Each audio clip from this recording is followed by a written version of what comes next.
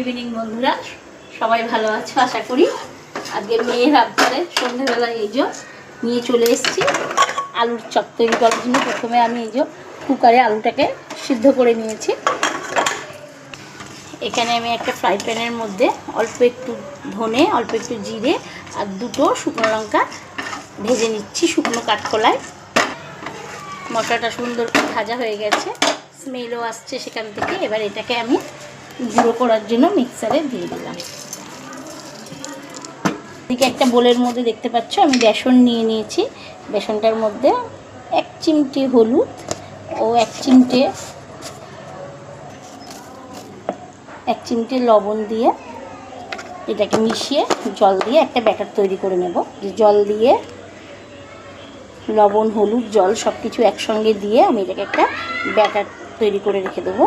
এবার প্যান গরম করে সামান্য পরিমাণ তেল আমি এটার প্যানের মধ্যে দিয়ে দিলাম। তেলটা গরম হয়ে গেছে। এবার এর মধ্যে আমি আগে থেকে কেটে রাখা একটু আদা, 2-4 কোয়া রসুন সেটা করে রেখেছিলাম, সেটাকে আমি দিয়ে দিলাম। সেদ্ধ করা আলুটাকে আস্তে আস্তে ছোকলাগুলো আমি ছুলে ফেলে দিলাম। সেই আলুটাকে ভালো করে ম্যাশ করে নিয়ে ওটার মধ্যে দিয়ে দেব। রসুন আদাটা ভাজা হয়ে গেছে, এখন আমি আলুটা এখানে দিয়ে দিলাম। এবার একটু ভাজতে থাকবো শুকনো করে আলুটা। এর মধ্যে সামান্য নুন দেব। আলুটা ভাজা হয়ে গেছে, আমি এখন এখানে কেটে রাখা কাঁচা লঙ্কা এবং একটু কুচিয়ে রাখা ধনেপাতা অ্যাড করলাম। এটা 2 মিনিট মতো ভাজবো।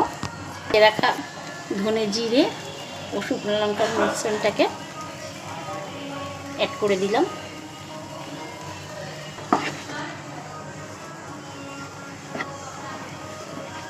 যে আলুটা ঠান্ডা হয়ে গেছে পুরটা, এবার আমি একটু একটু করে নিয়ে লেচির মতো করে রেখে দিচ্ছি। কড়াই গরম করে তার মধ্যে আমি তেল গরম করতে দিয়ে দিয়েছি।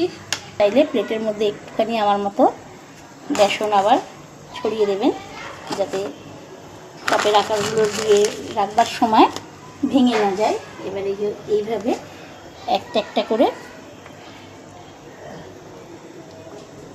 গোল শেপের করে রাখছি।